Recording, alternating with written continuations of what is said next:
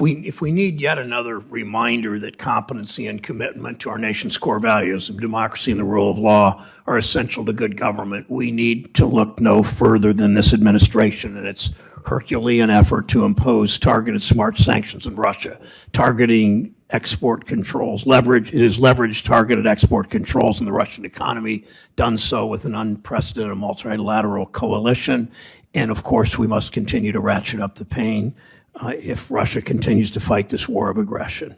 Assistant Secretary Rosenberg, two questions. Tell us the right metrics to determine whether sanctions are working. And as you discuss that, what are the more significant challenges to make sure the sanctions continue to achieve that purpose? Thank you, Senator, for the question. As you've noted, the sanctions that the United States and over 30 countries have put in place alongside export controls have had a powerful economic effect in achieving our goal, depriving Russia of revenue and of military equipment to wage its brutal war. Some metrics here.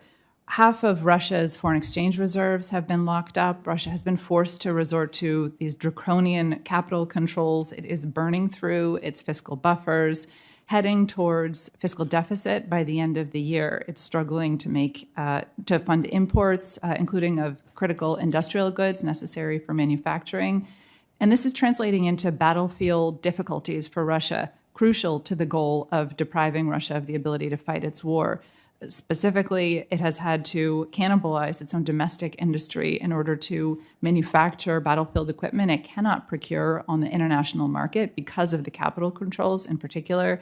It's also compelled to look to international pariahs, Iran and North Korea, in order to source some of its military equipment. The soldiers on its front line don't have access to the most modern warfighting equipment. Those are important indicators of the criteria that we should look to for the efficacy of this policy approach.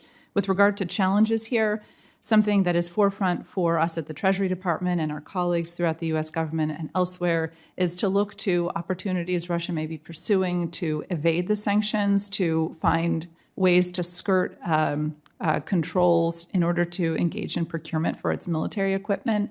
A current and future priority for us will be looking to enforce sanctions that get at Russia's supply networks that it may be using for evasion. Thank you. What else can be done to keep the pressure on Russia?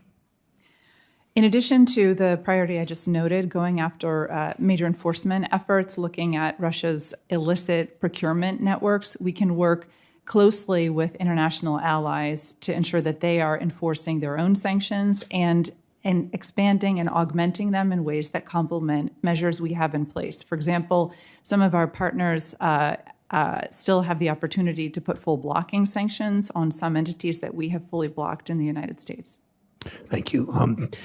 Earlier this month, the administration, along with other G7 countries, announced the plan that you both mentioned, you both discussed, to impose a price cap on imported Russian oil.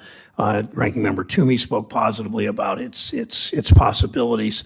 Secretary Yellen said it would significantly reduce Russia's main source of funding for its illegal and immoral war, but keep supplies flowing to global energy markets.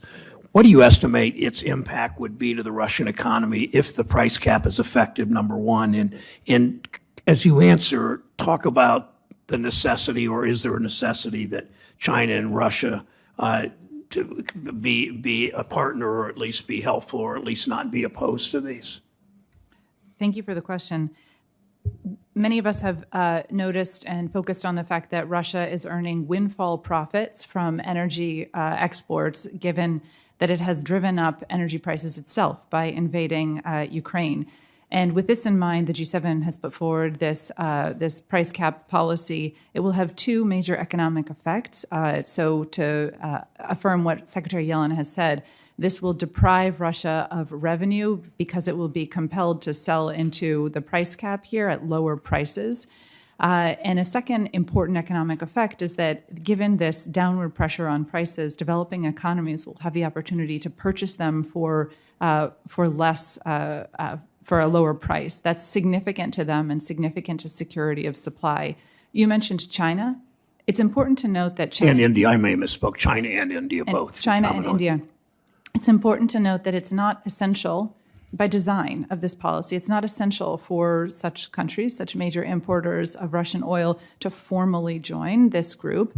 They can nevertheless use the existence of the price cap to leverage lower prices from Russia. And in fact, we're seeing that already, where Asian purchasers have used the price cap in order to leverage lower prices, cut rate prices for Russian energy. That's this policy already at work. Thank you, Senator Toomey.